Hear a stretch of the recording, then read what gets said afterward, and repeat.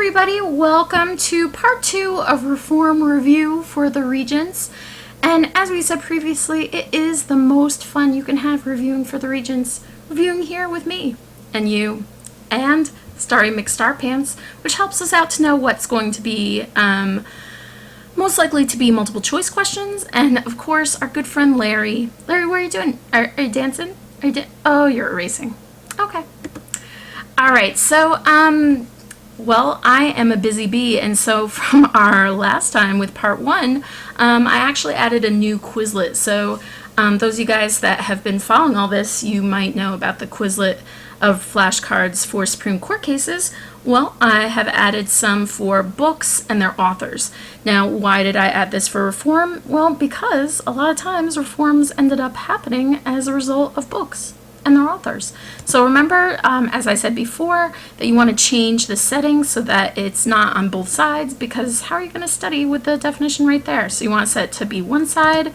All the definitions are here. We just happen to have 15 terms for this. There's a game, games that you can play, which are pretty cool. Scatter, Space Race, so awesome. And you can also have discussions here. Alright, so our next reform topic is civil service. And this one is not a flashy one, I have to tell you. Could you use it on an essay? Absolutely you could. Will you? Probably not. It turns up in the multiple choice every once in a while. It's really not one of our big ones. But basically, it's the movement to try to end the spoils system. Now, as you guys probably remember, because you hang on my every word, the spoils system was started, we credit it to Andrew Jackson, where basically you're going to give your political supporters jobs in the government. Hey, you know, be Postmaster General. Hey, be my Secretary of State. And so this went on starting in, the 1820s and continues on until President Garfield. Now, President Garfield was someone who said, you know what, we have to stop this, because there was adding just so much corruption in government.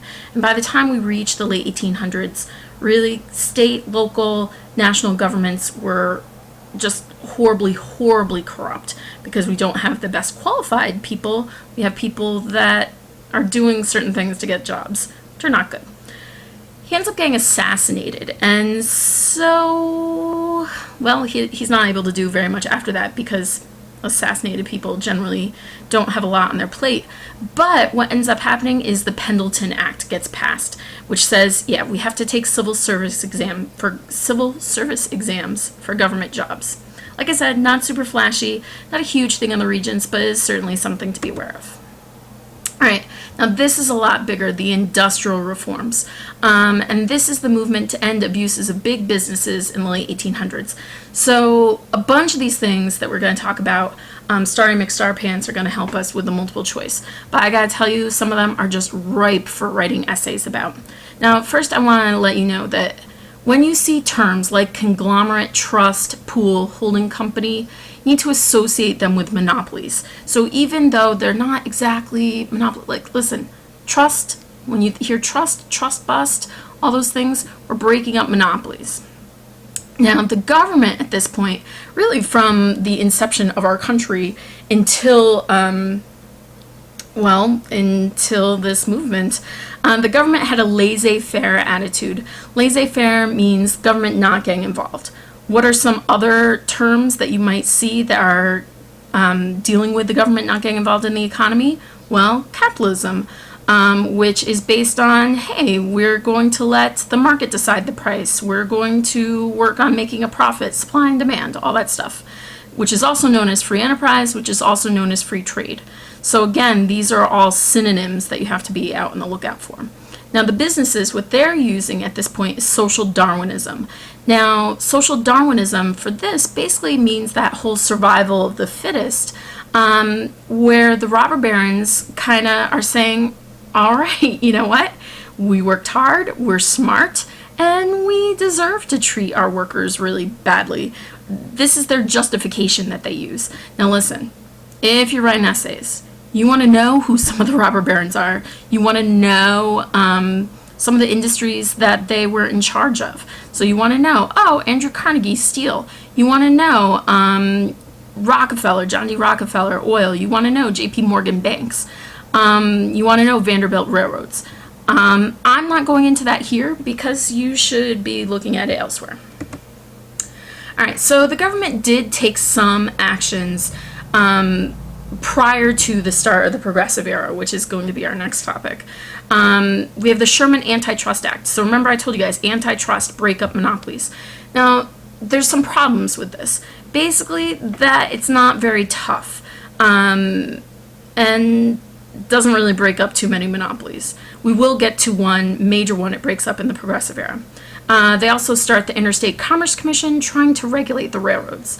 And so, speaking of railroads, we get two of these cases. We get Munn versus Illinois, which we talked about both of these during the Supreme Court review on our previous video. But Munn versus Illinois, they're trying to regulate interstate trade, which a state can't.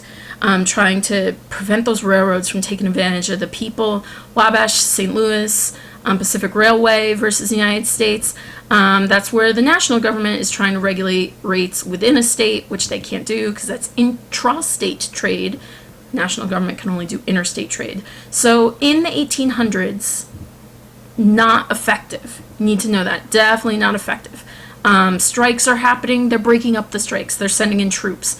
It's not good for, if we're talking about the effectiveness of the movement during the time, not effective. Then we have another movement, which is called populism. Populism was started mostly by farmers, and they organized politically to get some change. And we associate that with the Grange. We associate that with William Jennings Bryan, who was their big speaker. And along with this, because he's advocating for the farmers, we do get that whole idea of free silver, which we talked about in class. Basically, the idea is to make money worth less, to make it easier for farmers to pay off their bills. Now, not only do they have that free silver movement with William Jennings Bryan, but they also have other political things that they want to see happen, because they're saying big business is taking charge of everything. So they want a secret ballot so that you can actually vote and not have people know who you're voting for.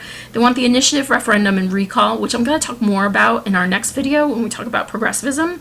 They want direct primaries instead of the state legislatures selecting candidates, and they want direct election of senators also instead of state legislatures electing candidates. Now, here's the thing that you need to know, and this is the thing that our good friend the Regents likes to ask. So what is the effect of this? This is William Jennings Bryan runs for president over and over again, never wins. These guys generally, the populists do not win major, they win some local offices, but it's really not big on a national level. So was this all for naught?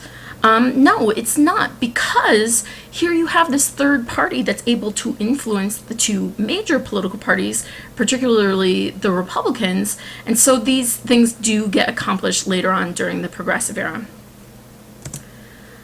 Well, folks, I hope you enjoyed this, and come back for our next section of Reform Review.